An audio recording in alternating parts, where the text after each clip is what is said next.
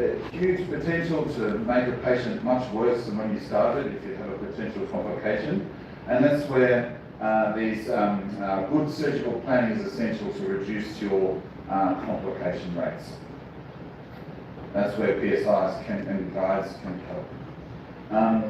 So in Australia, we have a very good joint replacement registry. We're very proud of our joint replacement registry. It's been collecting data on shoulder replacements since 2008.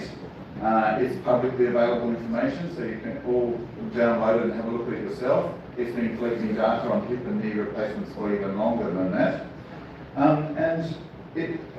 I like using the information in the registry to talk to my patients. By far and away, the most popular shoulder replacement in the registry is the reverse shoulder replacement. It represents 72% or almost 73% of all shoulder replacements in the registry. But as you can see from this graph, the popularity has been improving year on year. So in 2023, the 86% of all shoulder replacements in Australia were reverse shoulder replacements.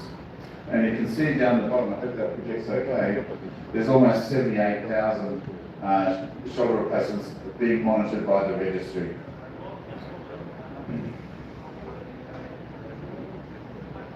And this is the key take-home message. That's why I think the reverse shoulder replacement is so popular. This is looking at the overall revision rate for different prostheses types, particularly looking at the stem anatomic shoulder replacement with an increasing revision rate over time versus the stem reverse shoulder replacement, the blue line, with a very flat, low curve and low revision rate over time. So when patients ask me, how long will a joint replacement last, or what's the best joint replacement to have, I can confidently say, after monitoring over 70,000 shoulder replacements, that the reverse shoulder replacement has the lower complication rate or lowest revision rate of about 6.7% after 14 years of collecting data. So overall, very low revision rate.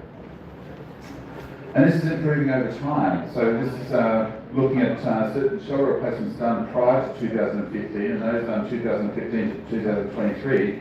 We can see that the revision rate in blue is actually improving. I think that's got a lot to do with being able to identify potential complications before they happen with good surgical planning. Now the registry also looks at the complication rates and the diagnosis at the time of revision. And the instability, infection, loosening and fracture represent the vast majority of diagnoses at the time of revision. In all, they represent nearly 90% of all complications.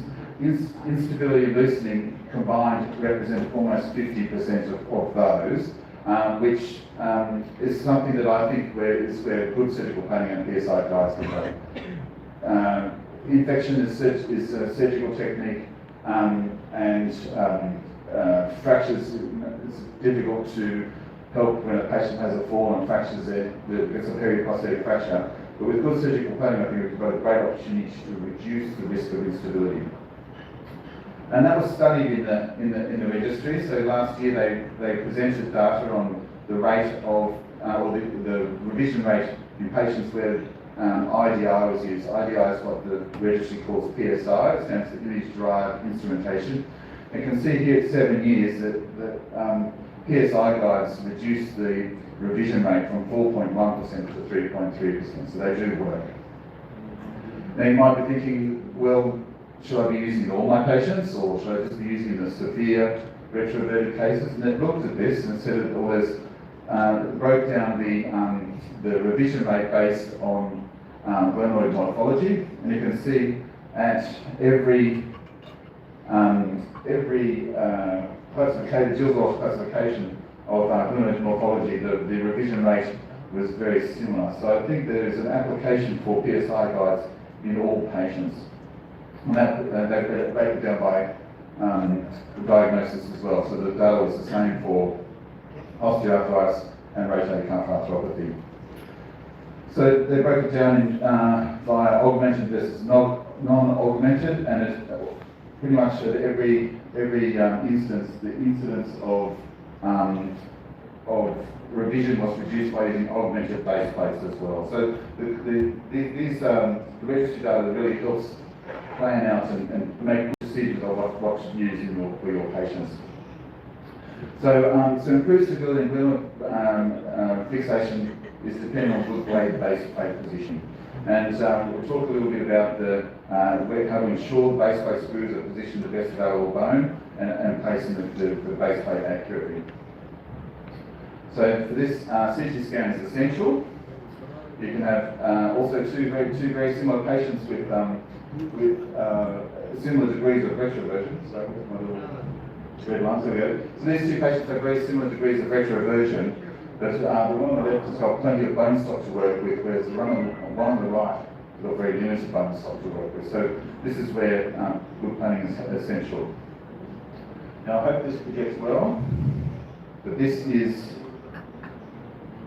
a video on how I go about using the planning software, the signature planning software. So the first thing is to verify landmarks, because it will automatically calculate the native retroversion and inclination.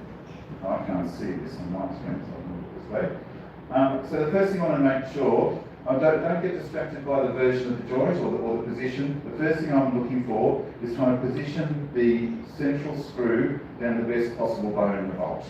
So that, and then everything builds off that. So I'm looking particularly at the bottom right screen, looking to make sure that screw goes down the bolt, trying to pick up the longest possible screw down the middle.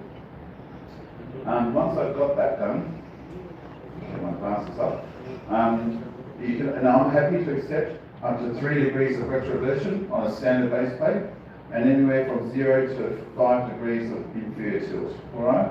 But once I've got that, then I'm now drawing my attention to the base plate contact. So once I'm happy with my axis, I'll then medialize the base plate until I get at least 50% of base plate contact. So here I am, I'm happy with my position of the screw down the bolt. Not a lot of bone to work with. And now I'm going to slowly advance the base plate down. And you can remove the base plate to get an idea of how much contact you have. So here we go, so we're going to medialize the base plate now. I'm looking at the base plate contact. I want at least 50%, in this case 49% was sufficient. So now I'm sort of trying to work out, well, am I happy to just use a straight standard plate, or do I need an augment? In this case, obviously we need an augment. You can rotate the base plate around so that the augment is perpendicular to what I call the high tide mark. So you can see I've ringed to pretty much almost a horizontal. There we go, I'm marking it with my mouse there. So I want the augment to be directly opposite that. So the first thing is to use just a small augment. And as soon as you do, the little arrow appears to where the augment will be placed. I'm going to rotate around. So if I look through the front and back screw holes, I can see my 50% tide mark. So I now know I've positioned my base plate correctly. Now I can just increase from small to medium. In this case, I needed a large to get adequate base plate contact, so 94%. So I think the key take-home points for this, using these augments, is to not get too distracted by the joint first. You want to make sure that that central screw is going right where you want it, down the best possible bone, and then turn your attention towards the joint surface. I hope that makes sense. So what you're really looking for is at least 50% contact on the back of the bone, and the rest can be filled up with augment, or in this case, a bone graft. So I've got a very short video here of using the signature guide to make a bone graft, and this is what I used to do before augments are available, and it's still a useful technique to have, because in some cases the augment will take away too much bone. So the signature PSI guide comes with a 3D printout of the glenoid as well. And what I used to do before augments were available is run the central wire retrograde through the glenoid and clip on the resected humeral head after removing the cartilage cap off the bone. So you can run this retrograde through the graft, or what will be the graft. And that hole in the graft will correspond with the hole with the guide pin that you put into the glenoid using the PSI guide. So then I just trim the graft and run the reamer over it to establish where the base plate will go. Then you can see by putting the trial in where your base plate will end up. Use a saw to trim down the graft to make it the perfect kind of size.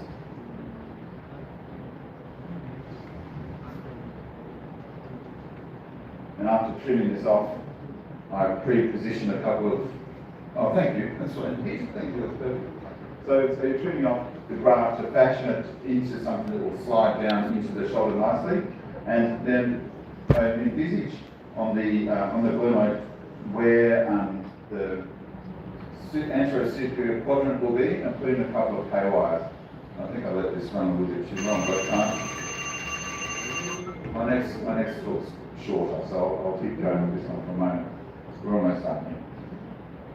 So once I've trimmed the graft, I can pre-position a couple of K-wires, which will stop the graft spinning when you ream it.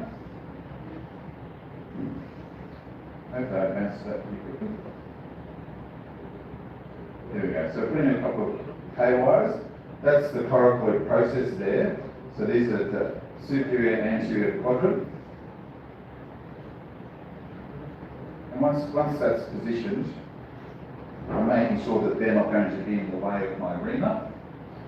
Once they're positioned, I can take it off this, run the central screw, the guide wire out, and then that hole will go straight over the guide wire in the glenoid. Just quickly decorticate the graft.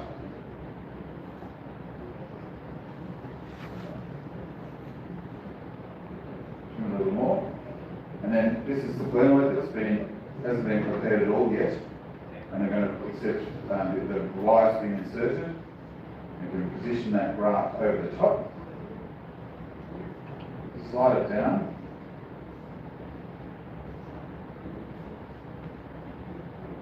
and with a bit of luck it should sit just as it sat on the 3D printer of the glenoid, and then advance the K-wires to stop it from spinning. Thank you.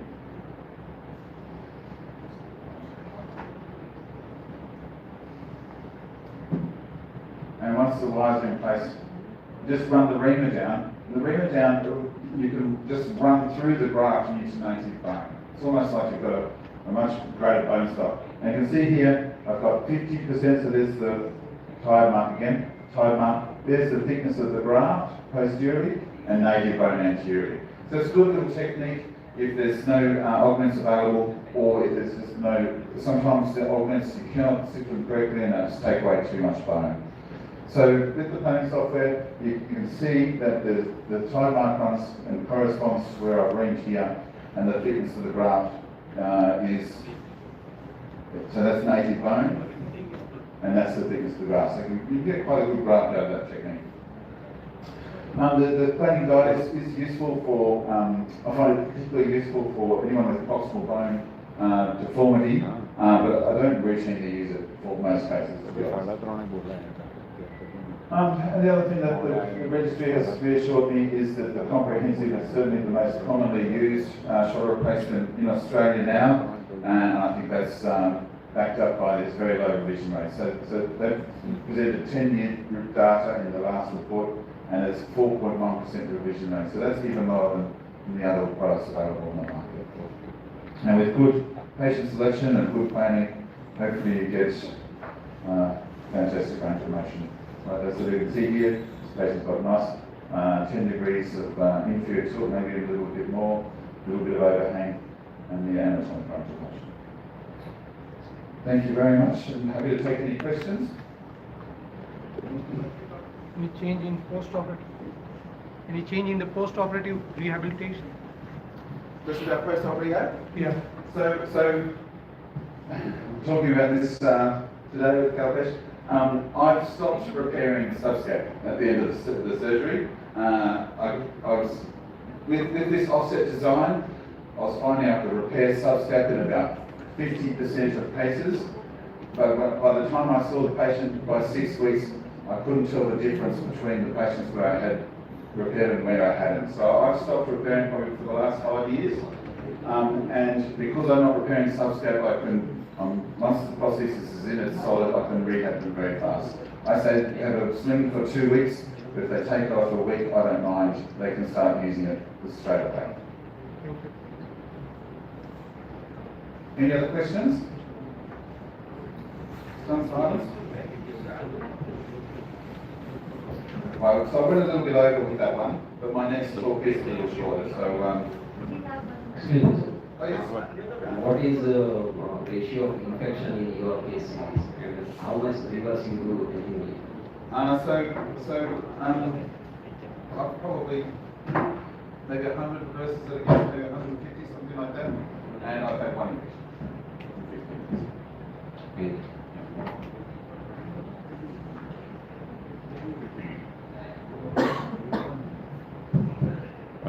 Excuse me. Yes. Yeah. Have you find any difference in the outcome in rotator cuff tear patients and the arthritic patient and non-arthritic? No, not since I started resecting the supraspinatus in an osteoarthritic patient. When I was first started practice, there was a bit of a push to try and preserve as much rotator cuff as possible. Even so in an arthritic patient, people were leaving the supraspinatus in. There's a bit of a debate whether you should leave it. Definitely take it. It restricts their range of motion. They don't need it. All you need is a little bit of rotator cuff. Posterior. Yeah, posterior cuff. That is a huge benefit to external rotation that the deltoid does, and particularly in the lateralized design of the comprehensive design. They get fantastic range of motion with no cuff. Alright, so I'm going to briefly talk about the stiff tight shoulder. I've got a bit of a stepwise exposure which we were able to try out today, and it makes a huge difference. I think it makes a big difference in you during the procedure. It makes the difficult operation easier, but also it really improves the patient's post-operative range of motion. So if you really, I think it's one thing, when we're all starting practice, it's just a fantastic feeling to get the prosthesis in and the wound closed. But as it progresses further along, you're trying to chase those great results, then a good soft tissue release is essential. So the preoperative stiff shoulder represents one of the biggest challenges in reverse shoulder replacement. And the stiff shoulder can come about through bone deformity. So you can have a square peg in a round hole, as I talk about this grossly deformed humeri. The biggest one is the abnormal anatomy from previous surgery or previous injuries, and heterotopic ossification, which is a recent addition to my list because I've been caught out on that one very recently. Spoke about that at the Zimmer course in Sydney.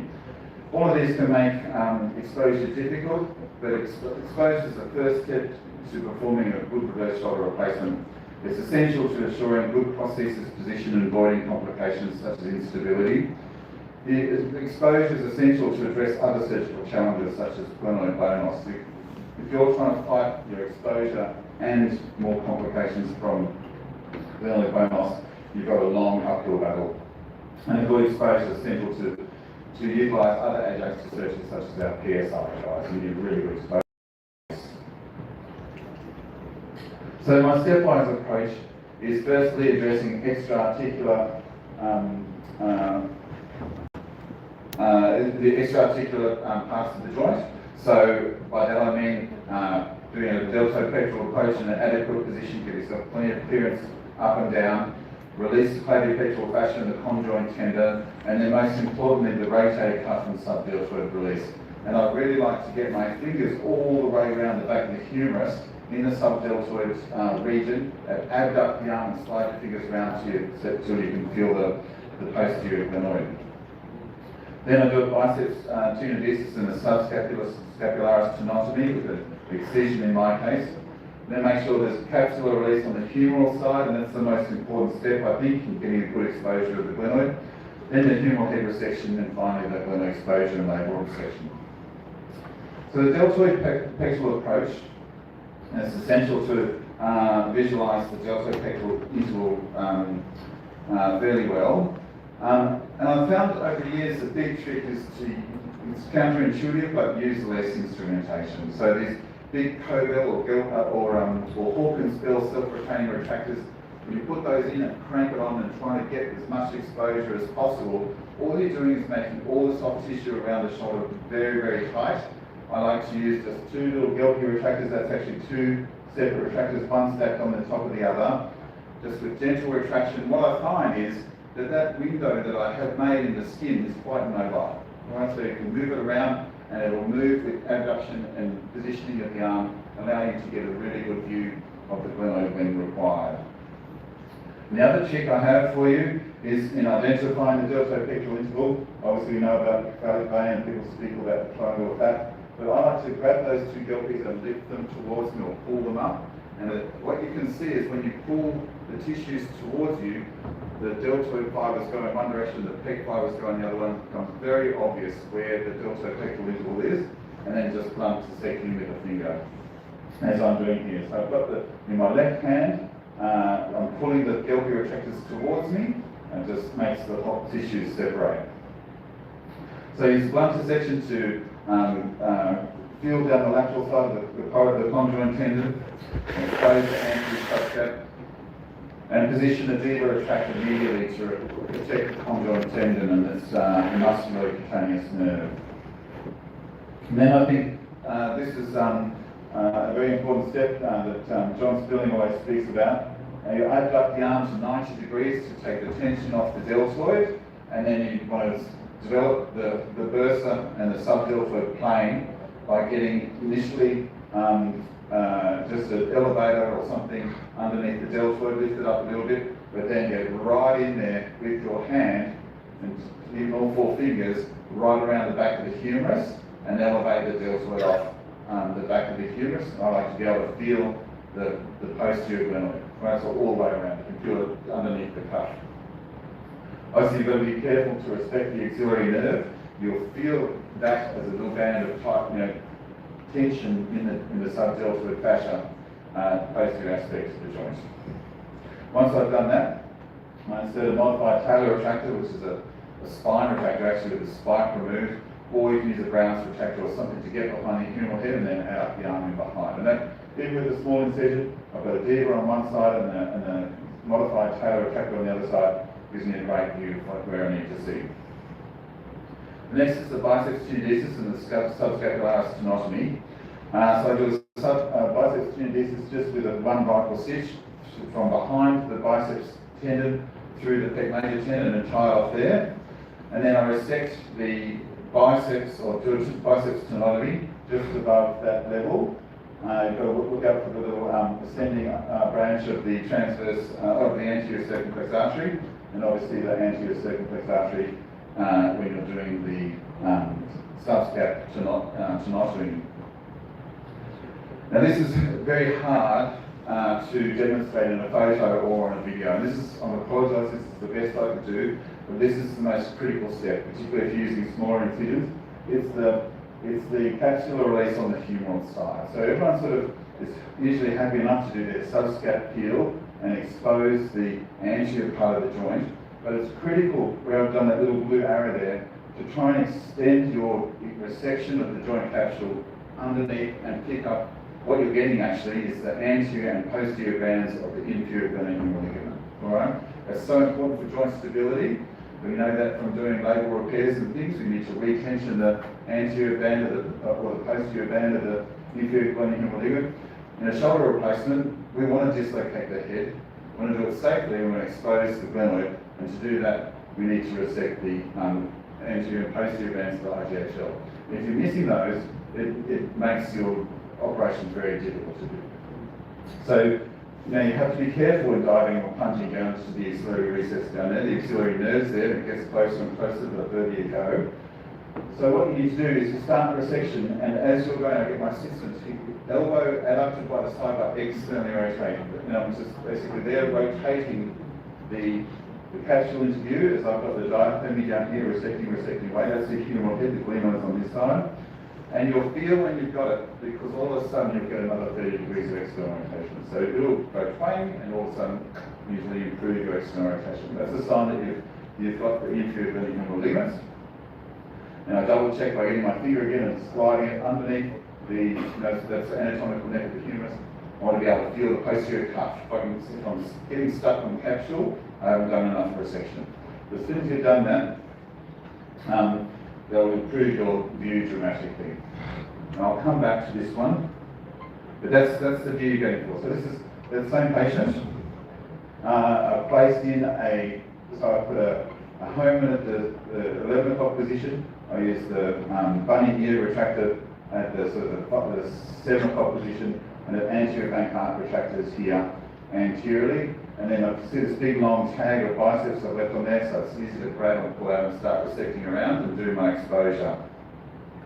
And that's very easy to do if you've released the inferior capsule off the humeral side. But I have been caught out, and I'll go back a step for the humeral head resection. Now that's meant to be playing in the bottom corner there, but it's not. This is when I added heterotopic ossification to my list of things to look out for. I'll see if I can try and, I can't get that to run.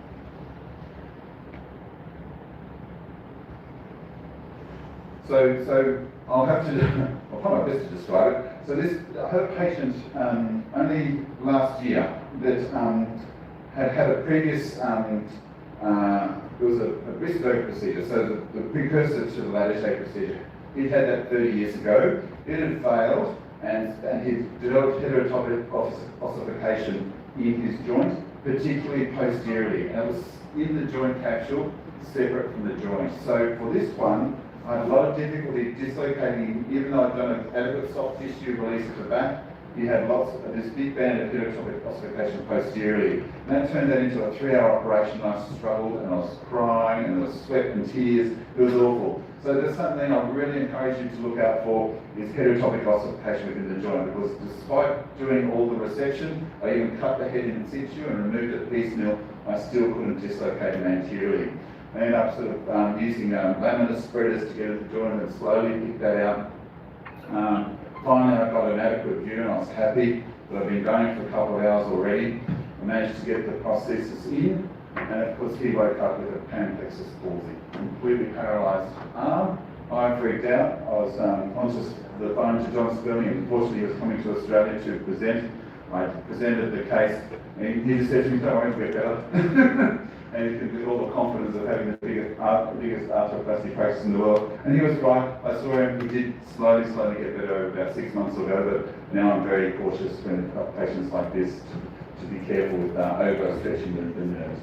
Anyway, they're my tips and tricks for a good exposure. I hope that's helpful. I'm happy to take any questions. Thank you very much, Bruce.